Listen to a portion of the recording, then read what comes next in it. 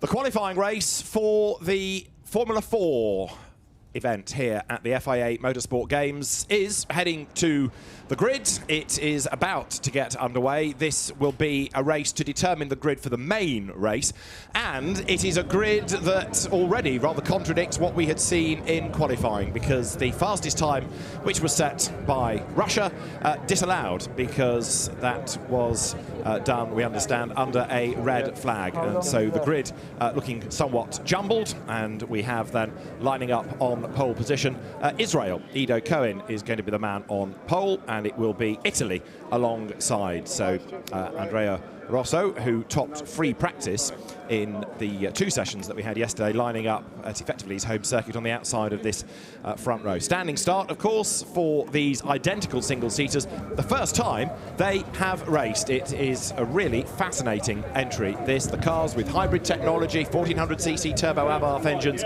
lined up, good to go there for Germany. Nicholas Kreuten, David Addison and John Watson trackside, and we're looking forward to this 20-minute race. Brave new world for everybody, albeit that they ran in dry conditions on Friday. This morning, very tricky conditions indeed. The track was wet. Lots of drivers on their outlaps were falling off the racetrack. It's the inexperience of virtually all the competitors. Those that have that little bit more experience gravitated to the top of the field.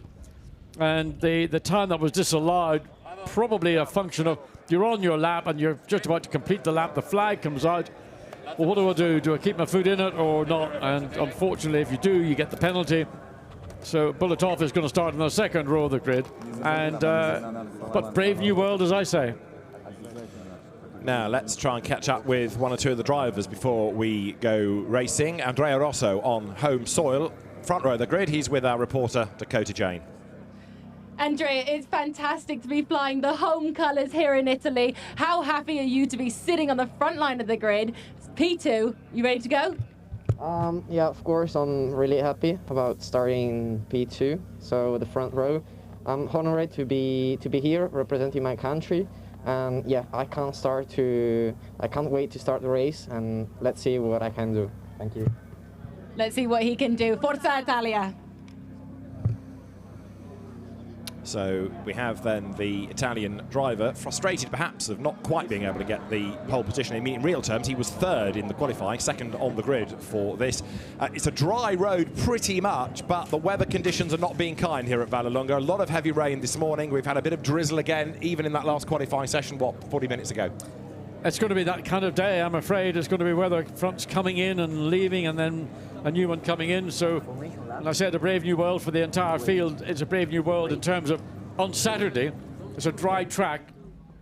These cars are spec cars. They're not allowed to make any changes to the cars. Aerodynamics, ride heights, suspensions. There are minute changes, about 2 of them that you can make, but whether they make any significant change or difference or not is probably arguable. So when the lights go out and this race gets underway, I don't think anybody has a clue what's going to happen. maybe the front row might have the opportunity, clear road to make progress, but behind it, it's going to be a real mix and match. So there is Japan, and pole position is Israel's Ido Cohen, who has been good in the Italian Championship this year. Let's hear from him.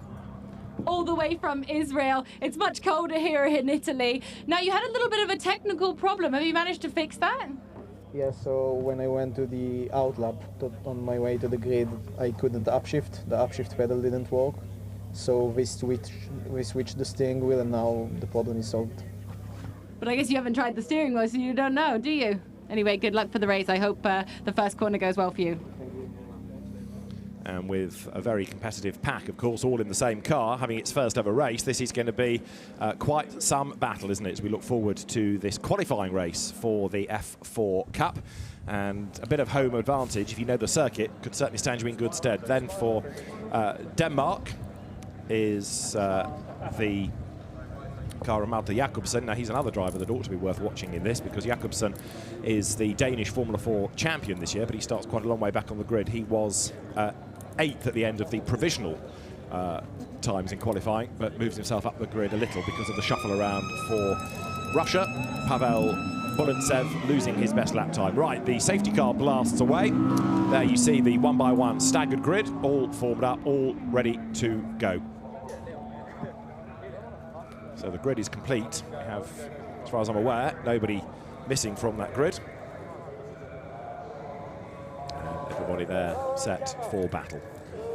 Now, picking a winner out of all of this is going to be very difficult indeed. There's an experienced junior single-seater racer, Lewis Leeds, for Australia, who has won the Australian Formula 4 Championship, third in the British Formula 4 Championship as well.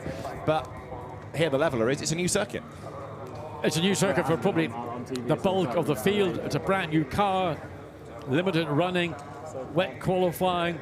It's a voyage into the unknown. Let's hope this is a dry race all the way through. Let the talent that is in this field of cars begin to shine through, because that's what it's all about.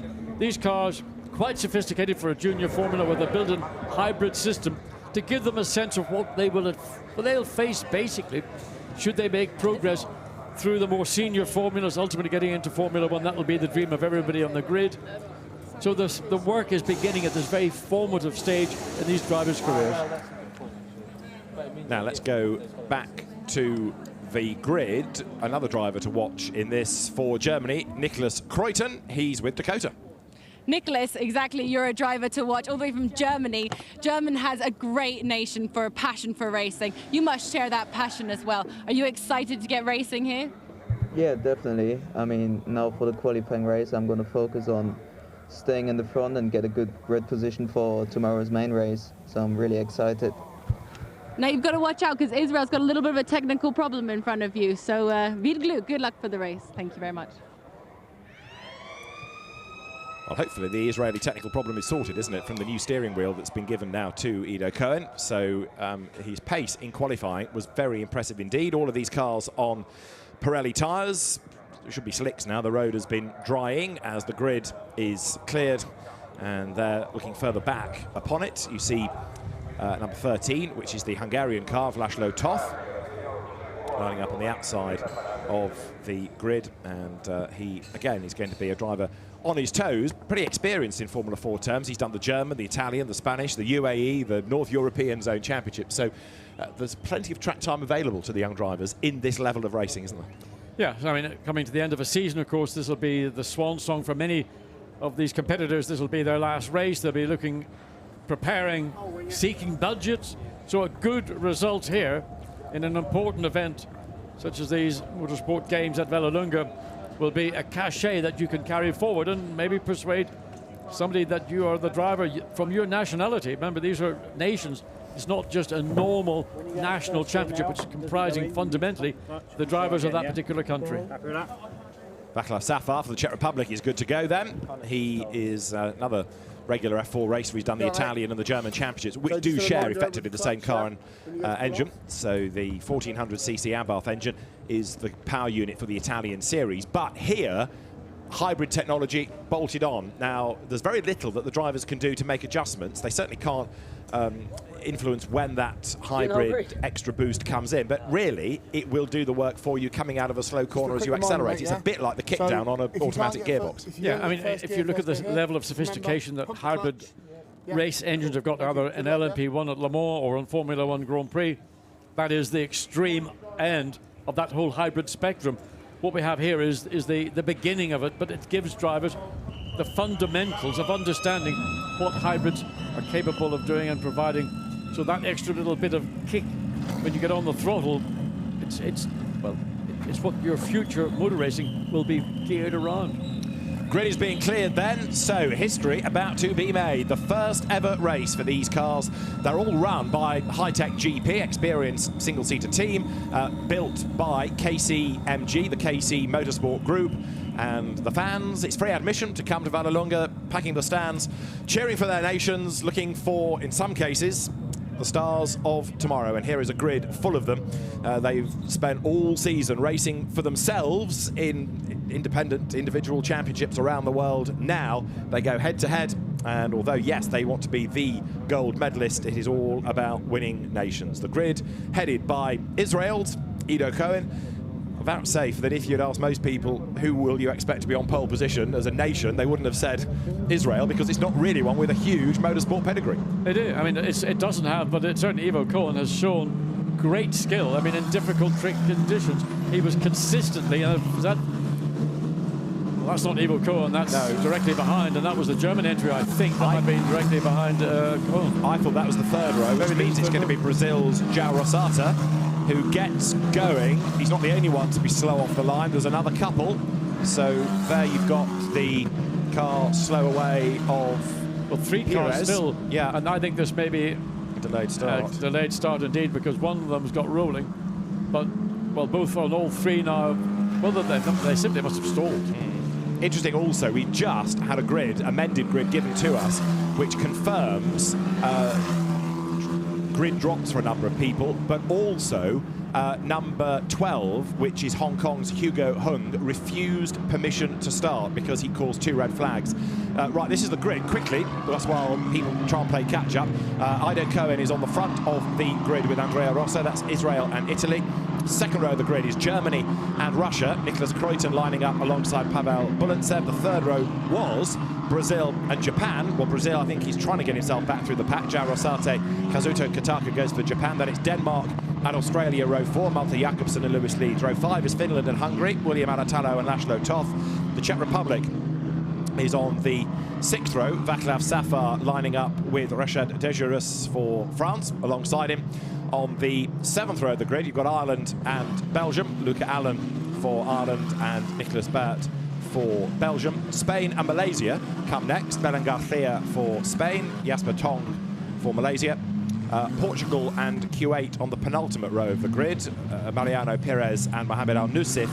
And the last driver, the last car, is that of New Zealand, Flynn Malani, and therefore Hong Kong is the one not allowed to start. Interesting decision, but we did see him causing a number of issues. Exactly. What is also interesting for Brazil, João Rosate, who stalled or was very slow leaving his grid slot, ought to be allowed to make his way up through the field, because 3 further cars down the grid also were very delayed in leaving. So if the whole field were to have passed the Brazil entry, then he would have had to start at the rear.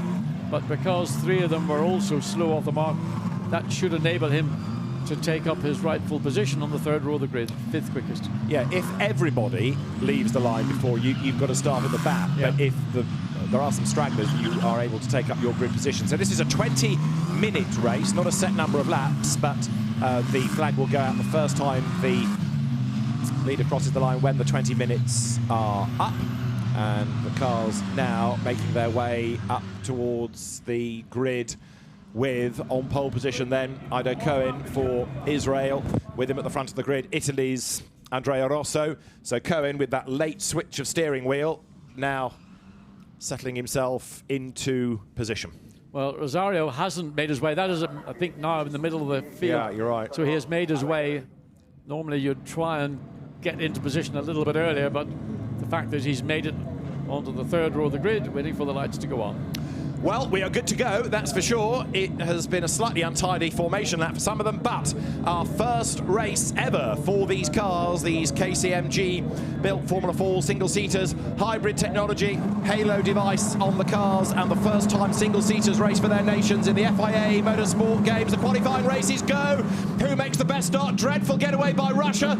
Good start made by Germany. Bad start by Israel, and it's going to be Italy who lead down towards turn one. Andrea Rosso then down to the Curva Grande for the first time. Has he been able to take the advantage? Yes, he has. Rosso it is then from the outside of the front row who leads as they funnel through for the first time. Yeah, the loser out was Ivo Cohen in the Israel car. So down into turn 4, going in almost side by side. Dry track, so you could use a little bit more. And just wondering, everybody has actually made it through turns 4 and 5 cleanly. So well done, everybody. Easy to get involved in the start, particularly in a strange car on a strange track in difficult conditions, albeit the weather is actually quite warm, but rain threatening all the time. Now round the outside line goes Germany. Israel down to third place. So Nicholas Kreutzen for Germany tries and succeeds in gaining ground. Cohen then is on the back foot, and now Germany all over the back of Italy as they dive up towards turn 8 then into that left-hander. You can see it is one huge wave of cars, identical liveries, bar the flags on the front and the country's names on the side. Belen Garcia for Spain goes through. The leading trio tries to break away. Round the outside goes Germany. Kreutzen gets the lead. Does he round the outside? Fantastic move. Tees him up for the inside on the next corner. Brilliant. Absolutely, but down the inside, Italy trying to come back. Contact, well, just about avoided it. That low contact with the 17 Japan in the tyre barrier. Going to have a full, well, drive through for car 5, incorrect grid position, but that's going to be a full course yellow, one would assume. But the Japan car well and truly up against the barrier, damaged front suspension. So that means that it's going to be João Rosate for a drive-through for the way that he got himself back into his grid formation. That's debatable from the team, I would have expected, but as for Japan, that car is going no further. Leaders go through, then it's Germany from Italy from Israel at the end of lap 1, and now Israel dives up the inside line.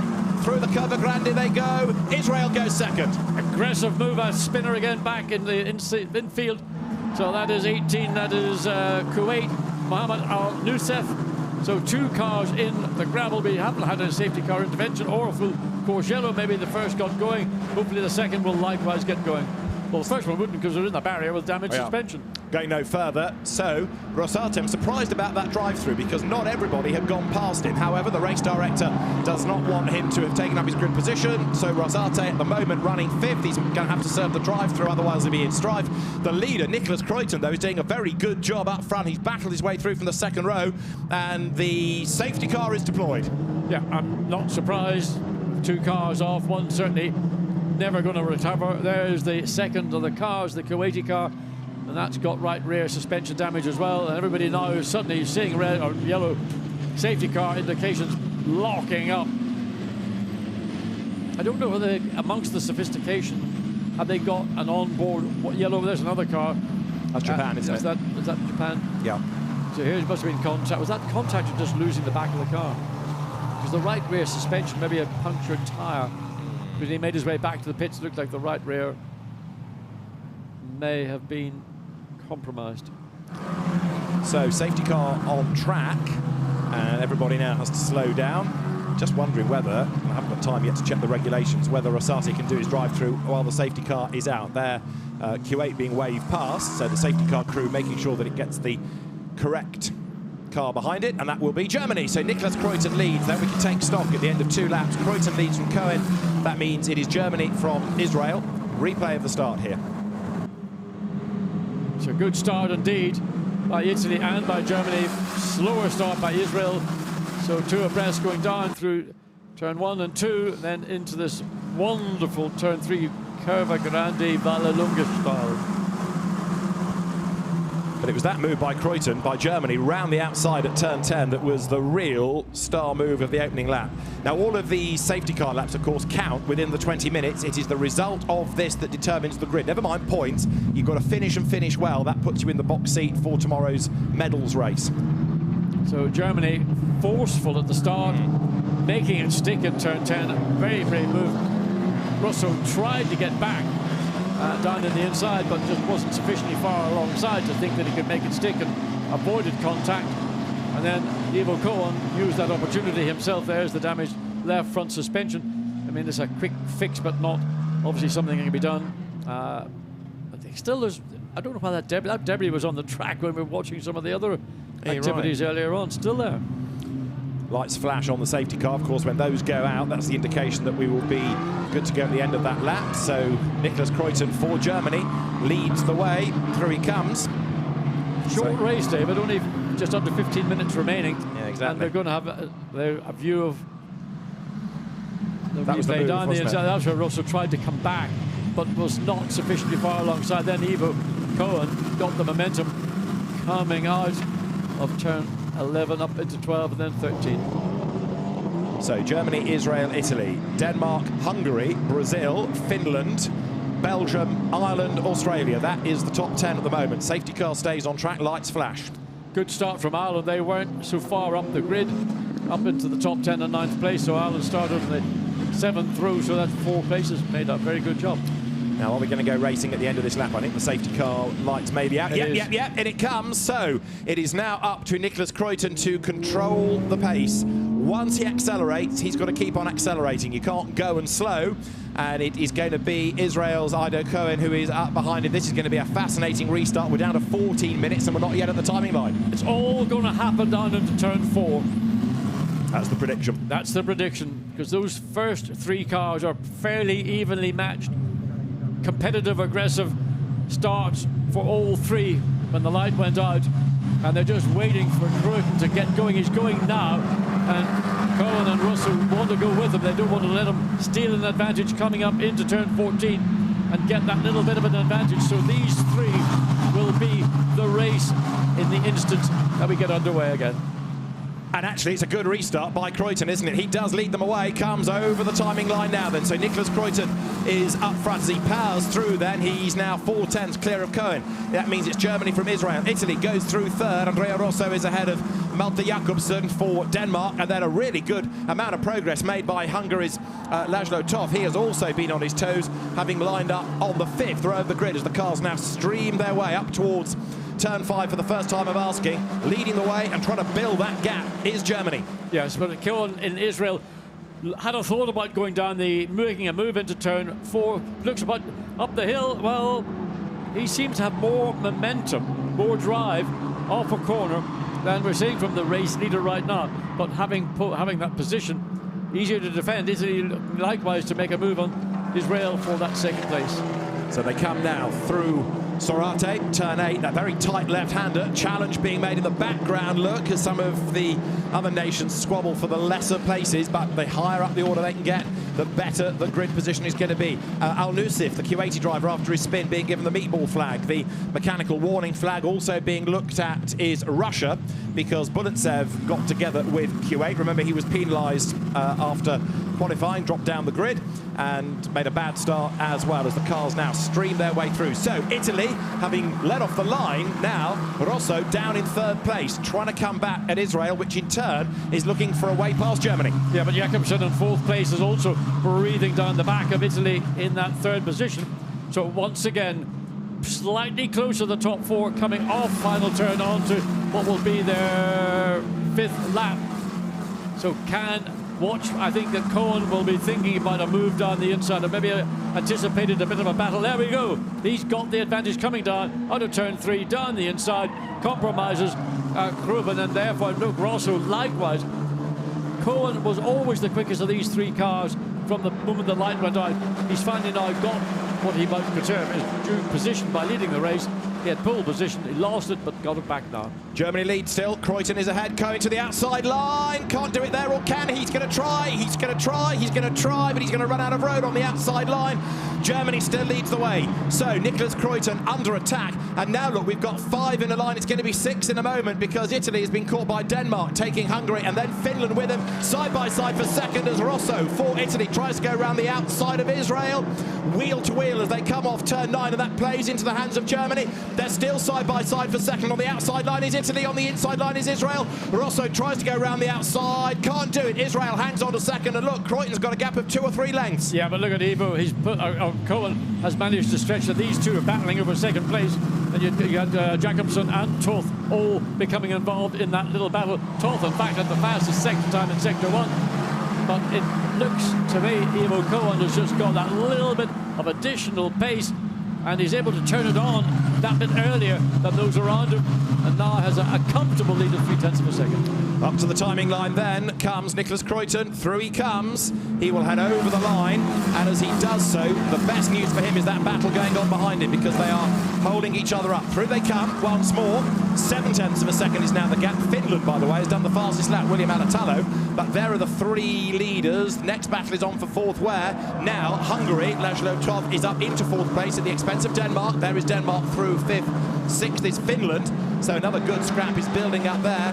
But whereas it was nearly 6 in a line here a lap ago, now it's calmed down ever so slightly. Kreuten for Germany trying to get away, but have a look at Cohen. He is bringing down that gap, so Israel now shaking off Italy back onto the tail of the race leader. Denmark versus Finland. Jakobsen stays ahead of Alatalo. So out of turn 8 up the hill, and so the gap up to 0.7 of a second, first to second place.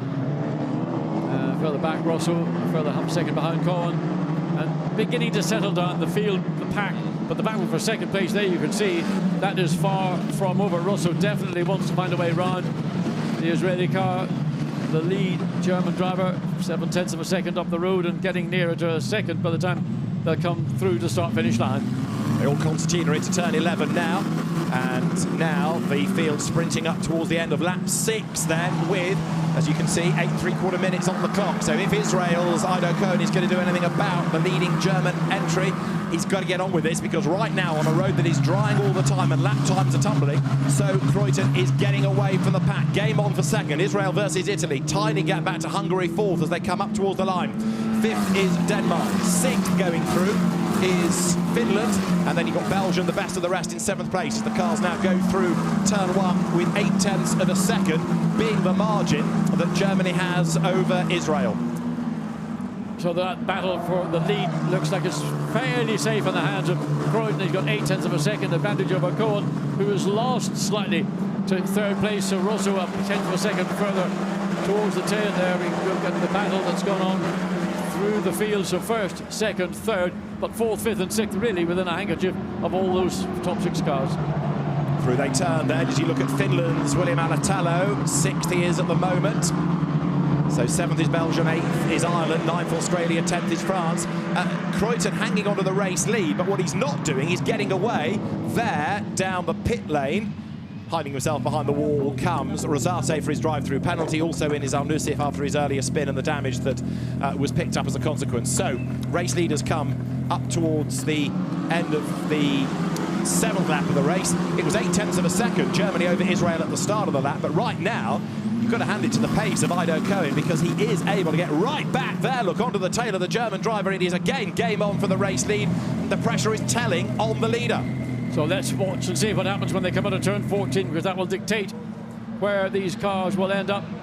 The gap was 0.8 of a second. It's probably around the same level, but the battle of 2nd to 3rd is the one that's under half a second.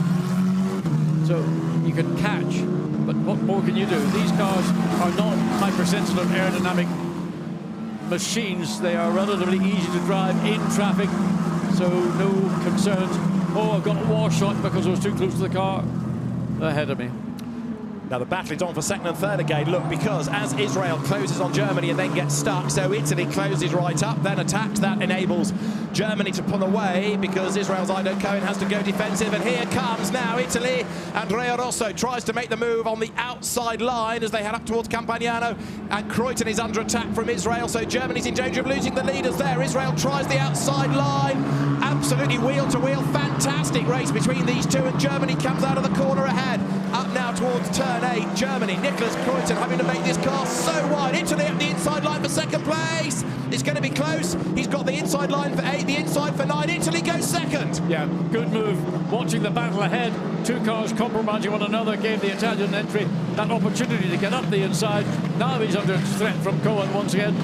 So Israel down to 3rd place and under threat from 4th. 13th, no, the Hungarian car up top. So can Italy take a win? 5.5 on the clock. Israel coming back then at Italy as the cars work their way through 12 and 13 once more. But right now it is a very good advantage that Kreutern has been given because of the squabble behind as they come now up through turn 14. They're heading towards the timing line once again. So half a second it was at the end of lap 7. At the end of lap 8, we'll see whether Kreutern is being able to get away as they come through. 0.8 of a second is the advantage that he's got now. Rosso is second for Italy. Third is Cohen. So Israel down in third place despite the pace that was shown throughout qualifying. And right now, Nicholas Kreutern then, of course, he gained on the grid after the penalties for others. Now he's been able to get himself into the lead of the race with the battles going on around him. Italy doing the chasing in second place. Israel third. And look, they concertina again on this fast back straight down towards Campagnano, turn 7. Down come the gaps. Italy to the inside line. It's that part of the racetrack, or this part of the racetrack, that I see that Kreutern doesn't seem to be quite as quick as those two that are challenging. So he has now maintained the advantage into turn 8, all the way up the hill, running a wide field further down the field. So into turn 8, the situation has all changed. Kreutern, Rosso, Cohen into the final sector of the circuit, dive down the inside, and that's a car suddenly losing pace. Yeah. That was Brazil back after the drive-through. There are the leaders down towards turn 10. And what have we got in a line? 5 of them. Nicholas Kreutern for Germany could be the first race winner of the weekend. But closing right up is Italy. Too late on the brakes, maybe. Does the car wash out wide? No. Rosso regroups, stays on the tail of Kreutern. What Kreutern has been able to do well in this race is defend. What he's not been able to do is get away. No, there are parts of the circuit where I think clearly he is at a disadvantage. That's particularly coming up from turn 6 up to the turn 7, where everybody behind, whether it's they're getting an aerodynamic too, or whether he's got slightly poor performance off the previous corner, but now under threat, can't get any closer to the back of the lead car than this, coming down through the very quick right-hand turn at turn 3. And Rosso is going to make a move unless we get a very defensive Germany trying to block, and look at Cohen even thinking about, got to be very careful. You can pick up a big advantage from these two squabbling for the lead, but don't get involved in their battle too closely. You might also get caught in it. And equally, this only sorts out the grid for tomorrow. So be a hero and go off. You're at the back of the grid. Just bank a finish. Get a solid finish that will put you near the front of the grid for tomorrow. Italy to the outside line. No banking going on here because Italy is on the attack all the way around the outside. Goes Andrea Rosso. He gets run out wide up the curb. Delayed on exit. Here comes Israel side by side. On the inside line is Italy. Also joining the party is Hungary in 4th place. Italy stays second. But look, even with that squabbling, Kreutern isn't getting away. No, he's not. Kreutern, I mean, he's done a great job, but he was seriously under attack. But the problem for Rosso going around the outside of any corner is you're always going to be hung out if you're not careful. And in fact, he almost lost that second place to Cohen, managed to consolidate, forced Cohen wide as he came through turn 9. A dive to the inside line there from Denmark. That could get messy. Ooh, almost into the side of Hungary. And behind the pair of them is Finland. There's others out wide. That's Belgium running wide over the curb. Does Finland gain a place as they wriggle out of turn 13? You've also got the back-marking Q80 car in the way. It's all happening. We have got 2 minutes and change on the clock. It's going to be 2 more laps, isn't it, as they come through.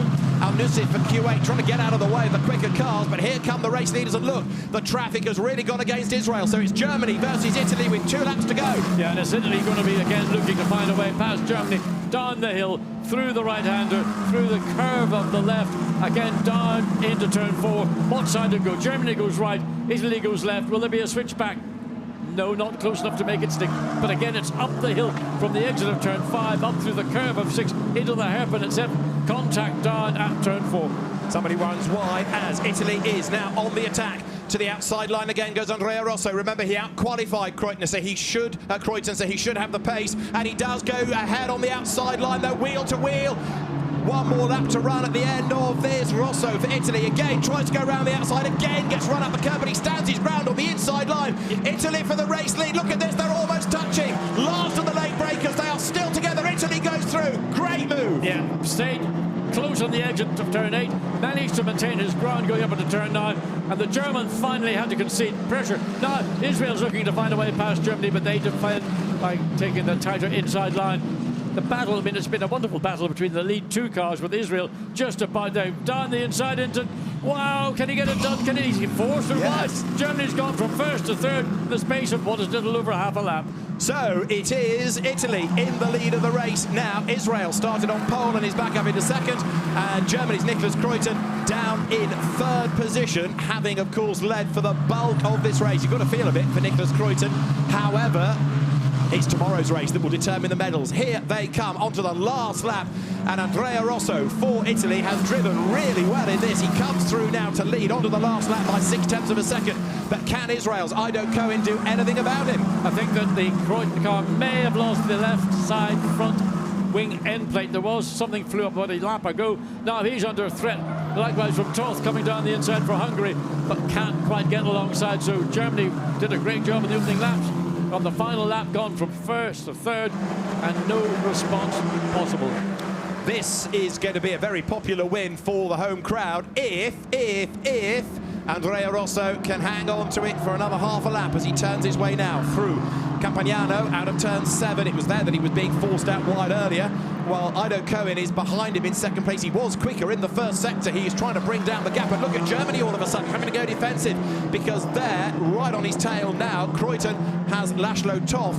Toth started 10th on the grid. He might yet get onto the podium here. The leaders come up towards turn 10. What a race to kick off the weekend on. That's been stunning. I mean, but in cars that these drivers are not familiar with, or a spec car, you can make little or no changes to them whatsoever. It's all about the driver and the performance you can drag out of the equipment you're being given. And right now, Rossi has done a stunning job. Andrea Rossi leads this race on the final lap, comes through the penultimate curve and into the last corner. Andrea Rosso then for Italy. Here at Vallelunga, we are 20 miles north of Rome, and it's going to be a home win to kick off the weekend. The FIA Motorsport Games Formula 4 Cup qualifying race goes to Italy. Andrea Rosso beats Israel's Ido Cohen. Germany 3rd, Nicholas Kreutern. 4th goes the way of Hungary's Laszlo Toth. 5th, Finland on the last lap, William Alatalo ahead of Denmark's Malte Jakobsen. Belgium 7th, Nicholas Baert ahead of Australia's Lewis Leeds. 8th, 9th to Russia's Pavel Bulantsev, and France's Rachid Desjardins rounds out the top 10. People tell you that you can't overtake at Vallelunga. People tell you that slicks and wings single-seaters don't overtake, don't deliver good racing. That was absolutely outstanding, and not only do all the drivers deserve credit from that leading gaggle, but again, chapeau to KCMG for building a grid of cars, no mechanical dramas, that can race that competitively. Absolutely. I mean, it's been a stunning effort all around. I mean, I disagree with what you can't overtake, you can, but it is difficult as an any racetrack. But one of the benefits of these Formula 4 cars is they, by the aerodynamic of the wings, front and rear, give a certain amount of downforce. They're not hypercritical aerodynamic devices, and that is what allows them to run sufficiently close into, say, for example, turn 4 and 5, get the run up the hill through 6, and then make the move into 7, or out of 7 and down the hill into 8. Italy victorious in our first race of the weekend, the F4 Cup qualifying race won by Andrea Rosso for Italy. Israel, courtesy of Ido Cohen, 2nd, and Germany, Nicholas Kreutern, 3rd. 4th, Laszlo Toth for Hungary, 5th, William Alatalo for Finland, and 6th, Denmark's Malte Jakobsen.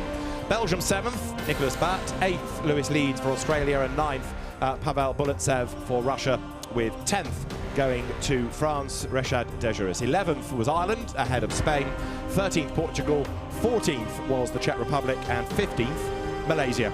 16th, New Zealand. 17th was Brazil after a pit stop, and João Rosata is under investigation for not serving his drive-through, even though he pitted. So either that was a pit stop with a problem, or somebody missed the drive-through. The retirements, Q8 and Japan. Well, I reckon that's a pretty decent start to the weekend, don't you? I think Great racing. Pretty breathless, I have to say. I mean, once the race got underway and the battle between the front 2 rows of the grid, that was proper motor racing from junior drivers in a junior Formula single-seater. And as you pointed out, I mean, a superb job done by KC Motorsport to build these cars, get them all here, have them all run reliably. I mean, a great effort, fantastic. Indeed so. Right, we'll hopefully have a chance to hear from our winning drivers. An incident involving Al Nusif is under investigation, and so the top 3, Italy, Israel and Germany. We're not yet talking medals, however. That comes tomorrow, as far as F4 is concerned. Highlights of the race, and there were many. You see that pop start by Russia. So Pavel Volodsev slow off the line, and it gave Nicholas Kreutzen for Germany the race lead under attack from Italy and from Israel, and it was these three nations that dominated the race, trading the top three places. We lost Japan on the first lap of the race, that's why we had the safety car. What about Al-Nusif? No, he just lost it, didn't he? All on his own, around he went. So the Q80 driver sliding off the circuit, and he had another incident late race as well. Nicholas Kreutzen for Germany, under attack, being able to defend but never being able to get away, as Italy and Israel argued over second place. Ido Cohen for Israel and Andrea Rosso for Italy as one. There, damage for Al-Nusif for Q8. He had to pit to sort out the wing, so a whole new front section going on the car. But in the end, he was retirement to the pit lane. Try as he might, Ido Cohen for Israel was never quite able to make that move around the outside and make it stick. It meant that Kreutzen for Germany hung on to the advantage. Then Italy got into second place, and Andrea Rosso made his move round the outside. He had a go in the past at turn 7 and there, being forced out wide. Others in strife, including Al-Nusif once more for Q8. But when Italy finally made the move, it involved the curb, yes, but this time Rosso was going to stand his ground. Wheel to wheel, they ran up towards turn 8. Through he went on the inside line, and Andrea Rosso was able to stay ahead to beat Israel and Germany. Our first race at the FIA Motorsport Games goes the way of Andrea Rosso. It's a win for Italy. Grandissimo complimenti, well done. That was a fantastic race from you. Winning in your home country, fantastic. Yeah, it was a really hard race. First of all, at the start, I dropped 2 places because I made a mistake. But then, head down, I catch the first 2. Yeah, I finished first. I'm super happy now. I need to realize that. Yeah, I want to thank the team and my parents. Thank you very much. Go for gold tomorrow. Good luck. Well, he will do so from pole position, of course, because today's results sort out the grid for tomorrow. So, run in the Italian Championship by Antonelli Motorsport, team that we're familiar with from Lamborghini Super Trofeo as well. Andrea Rosso takes race honours from Ido Cohen and Nicholas Kreutzen in third place, as they're the nations get ready for the next activity on track, which is going to be the first touring car race of the weekend, the first point scoring race. And Andrea Rosso then, a great race winner, perfect way to start the weekend on track activity here in the FIA Motorsport Games. The Formula 4 Cup qualifying race won by Italy. Touring cars will be on track in a few minutes. See you shortly.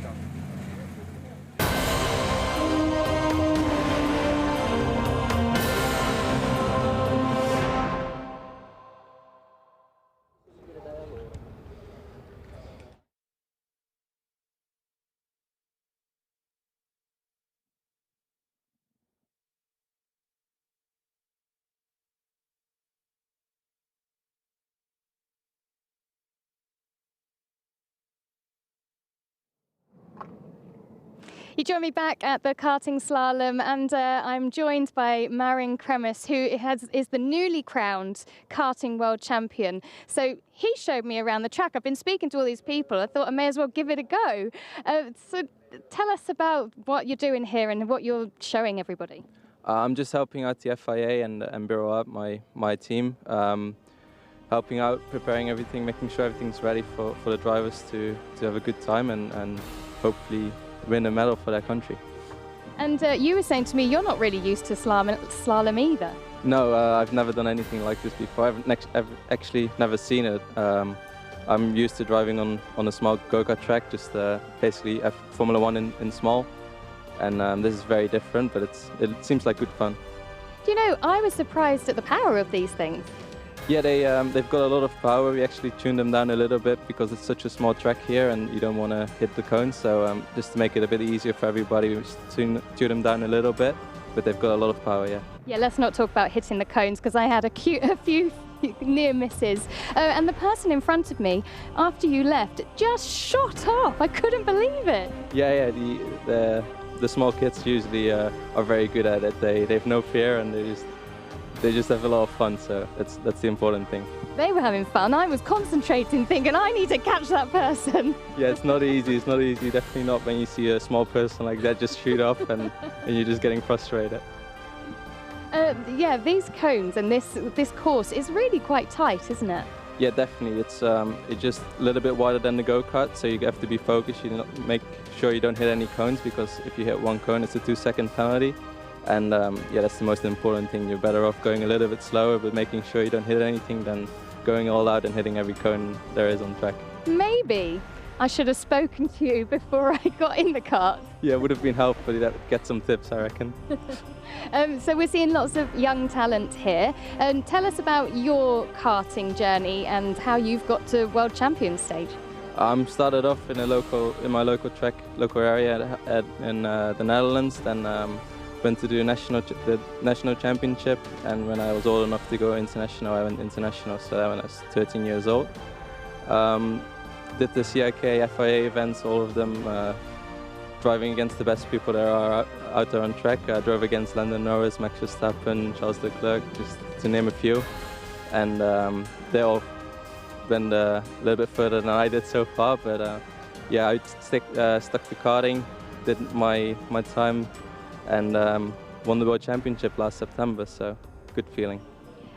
Yeah, so we're just seeing the pictures of me attempting it. Any tips you can give me? Put my foot down? Put your foot down, don't have any fear, and if you hit a cone, it's okay because you're not getting a penalty. Maybe I should have thought about my footwear as well. Yeah, makes it a little bit difficult to drive with high heels, I think. Going back to your career, so now you've won world title status, and you've mentioned all those big names. What's next for you? We're not completely sure yet. I'm working out with my management to get a good deal for next year. If it's in karting or in cars, I'm not sure yet, but we'll see. Is it good for you to see so many people here competing at this slalom? Yeah, definitely. Karting is, I think, the most popular event there is in the FIA games, so that's definitely good to see the interest in karting and the karting slalom. So. Okay, well, thanks very much for talking to us, and well done on the World Championship, and we'll speak to you soon. Thank you very much.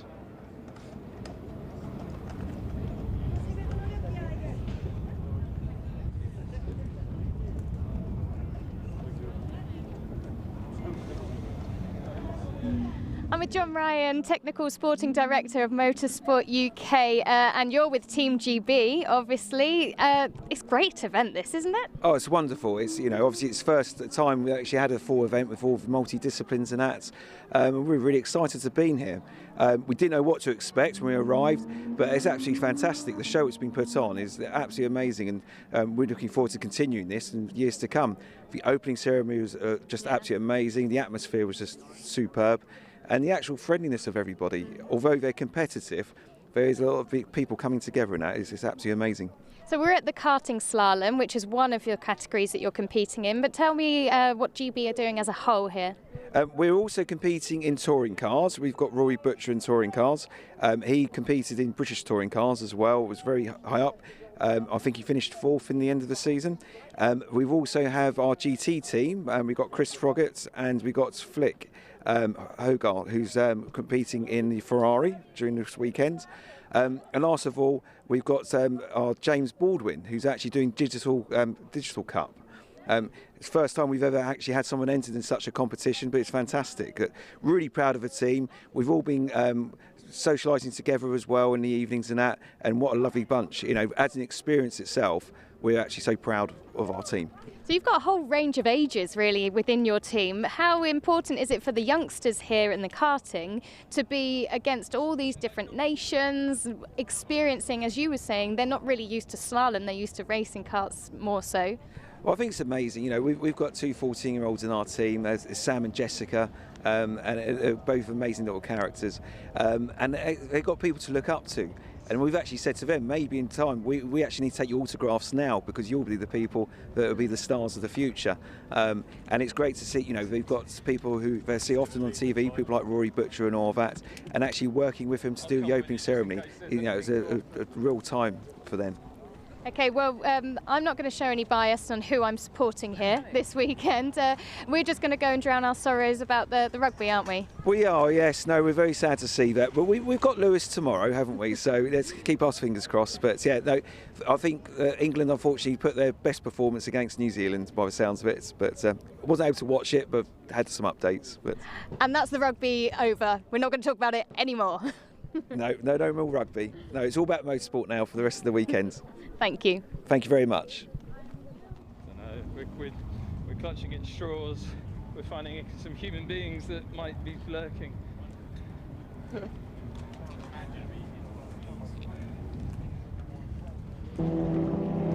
I'm with Team Georgia at the moment, and they're doing quite well in the karting slalom. Firstly, I'll speak to the coach. So tell me about how you're doing in this event. Yeah, so far we are good in this event. Hopefully we will complete this event, like we started and like we're doing it right now. I think everything is fine so far for us. Who have you got competing and representing your nation? Sorry again? Who have you got competing and representing your nation? There are two of our young generation of the racers. So mostly they are driving a karting.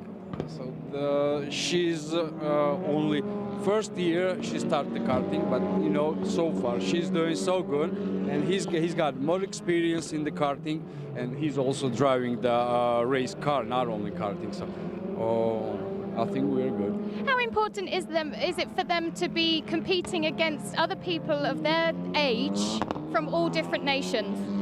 Sorry, I cannot hear. Here is the... I know it's quite noisy around here. How important is it for them to be competing against other people their age from all different nations? Yeah, sure. It's for us. It's really. Sorry, I'm just losing my mind. That's okay. Let's speak to the team manager. So this is the team manager for the whole of the Team Georgia. It's a great event, isn't it? It's a very great event, and it's very good that we started this event. And the new generation is very important to us because in karting we try our best. We also participate in drifting and digital. So you're looking after the team as a whole, so which categories are you competing in here this weekend? Yes, in drifting, digital and karting, and karting is very important because of new generation. They must be very strong to have good motorsport in our country.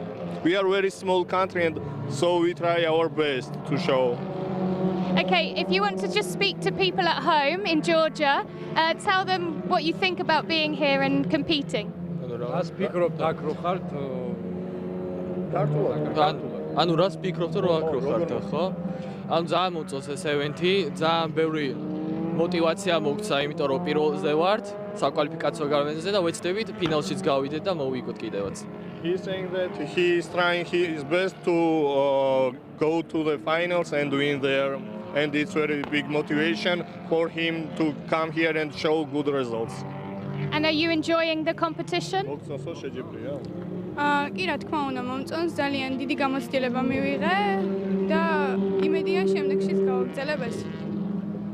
She likes it very much. It's a very big experience for her to be on such a big event, so it's very good. Okay, well, good luck, and hopefully you will get through to the next stage and we can speak to you later on. Good luck, Georgia. Thanks. Thank you. Thank you.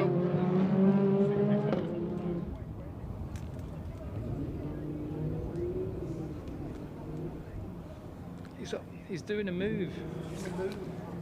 The panic is just... Yeah, doing a pan, you know. Oh my God. It's like is it impossible? I know.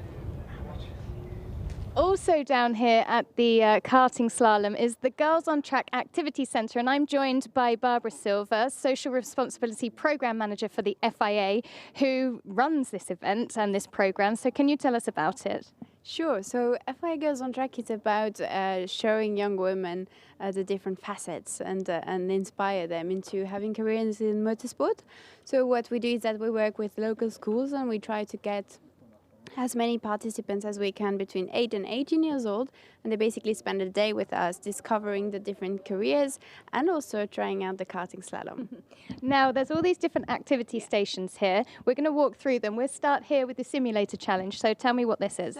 So simulator is really for them to get used to the pedals, and so we make sure they go through this first activity before putting them on real karts. Yes. Okay. And then moving along, we've got the media challenge next. There's nobody in here at the moment, but that's because everyone's at lunch. So what's this? Usually the media challenge, we work with local journalists, and they basically teach the young girls what it is to be a journalist in the motorsport kind of environment. And here we put a photo booth for the public days as well, so the girls can have a bit more fun. Okay. Action for road safety is the next one we're looking at. What happens here? This looks interesting. Yeah, so road safety is a key campaign of FIA, and is really heart to heart of a lot of activities we do. Here the girls put some goggles that simulate the effects of alcohol, drugs or concussion, and they have to walk through the path, and it's really not that easy. They have to catch a ball, so it's really to raise awareness on these issues. I saw some girls trying this out earlier. I saw the goggles on. I didn't understand why they couldn't throw a ball or catch it. You can try them out later on if you want. They're here. I probably don't need the goggles. Yeah, anyway. Okay, right. Okay, we'll try those in a moment. Technical challenge we're moving on to. Now, what's in these boxes? So these boxes are full of Legos, actually. So what we do is that we ask the young girls to build a car and to make it move through the power of a balloon. So this activity is really to introduce them to the laws of physics and engineering in the end. So it's really appreciated as well. Okay, we got one more? No, I think we're done for today. Okay, yeah, so that's just the welcome area. So are we going to have a go with these goggles? Have you got 2 pairs or just one?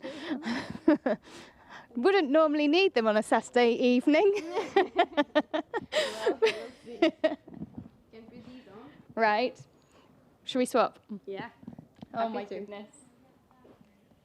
Oh, that's bizarre. Yes, it is. So now you're supposed to walk through and follow the road. Right, okay. Can I... Where's the mic? I can't even grab the mic. Okay, so... okay. Oh my God, I'm miles off. Oh, this is awful. Am I anywhere near? I don't know if I like that. I don't know if I like that at all. Goodness.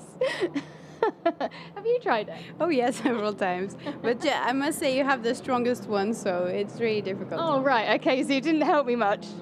Thanks very much. Okay, and then the last activity is the karting slalom, which you know already, and yeah, that's it. I mean, I've been really impressed seeing all these, not just the girls, but the young guys as well, karting, and how well they're doing on this track. Yeah, so what's fantastic about this karting slalom is it's parallel slalom. So for each team we have 1 boy and 1 girl, and as Michel said previously, I guess that made us reach 16.9% of female participation at the Motorsport Games. So it's great.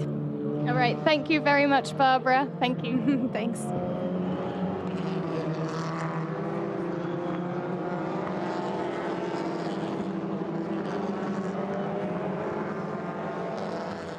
You join us at the Karting Slalom, and they're well underway. There's 29 different nations competing here, and at the moment they're qualifying. I'm joined by Ute Kleinschmidt. Now, can you tell us exactly what the process is that's going on here at the karting?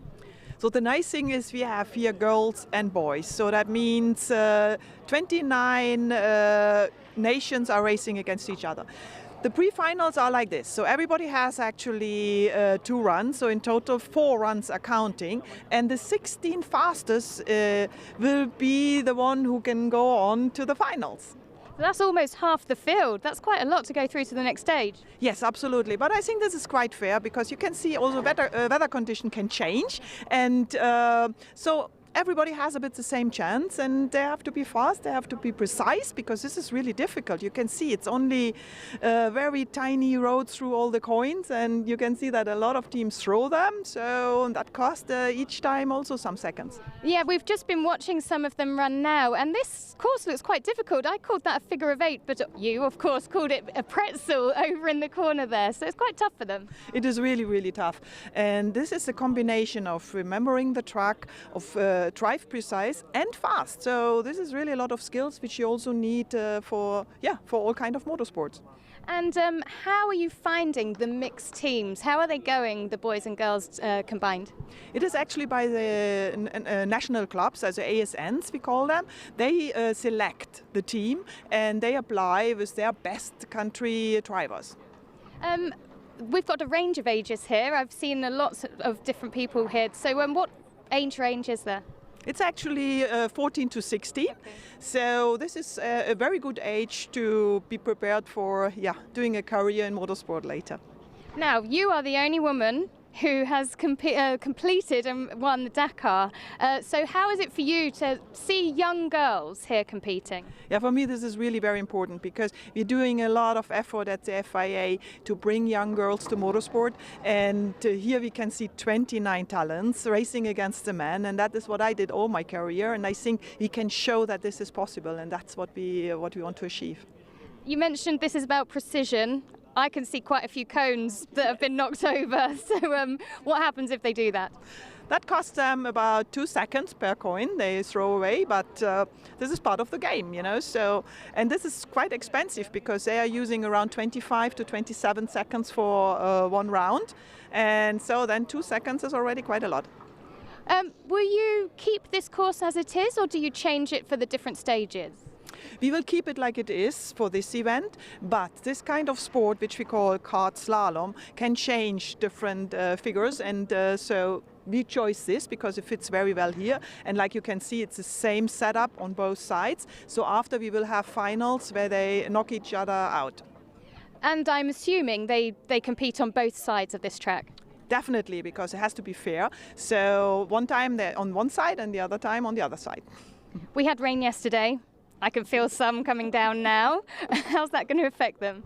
Yeah, as we have more runs and we mix them from the time, that means in the end of the day it will be quite equal.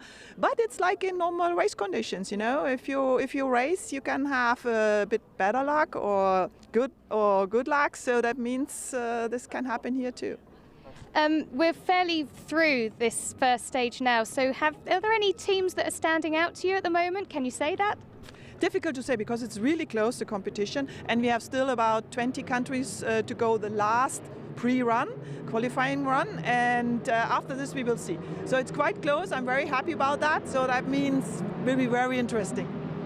And we've mentioned about them being 14. How important, it's not just for the girls, for the guys as well, to get drivers, young drivers in at this age and getting out on track and learning all these skills? I think this is very important, because you can see today, if you don't start motorsport very early, it's very difficult to come in. So this is the right age to see talents. It's the right age to find people who are or young people who are interested in motorsport, and I think this is very important. And we know we've got mixed teams. This is one of the only sports where men and women can compete on a level playing field. So what are you noticing between the guys and the girls? I can see it's quite equal, and that makes me happy, because it shows if you give a chance to women to race, and if you make them interested in it, they can be very good. And that's what it's all about. I think we have to find more girls who are interested in motorsport, but also we have a lot of guys here, which is very important. And for everybody, it is very difficult to achieve something in motorsport, because motorsport in the beginning is quite expensive. But this kind of kart slalom is achievable, and it is cheap, and that's why it's so interesting. You and I were both recently at the Girls on Track event, and I will speak about that later. But just briefly, what was that event about, and what did you discover from that? I think this is more to make young girls interested in motorsport, because there's a lot of other jobs in motorsport who are very interesting. To be a journalist, for example, but a mechanic, a team manager. We can see already now, especially in Formula E, for example, we have female team leaders, and also in Formula One. So I think this is very important to attract generally women for motorsport, and that's what we are doing with Girls on Track. Because we have different stations, and we show at the station what is about your job if you join this kind of work in motorsport. Okay, well, we look forward to seeing what happens in the rest of the karting slalom. Thank you very much for your time, and we'll speak to you later. Thank you very much. It was a pleasure for me.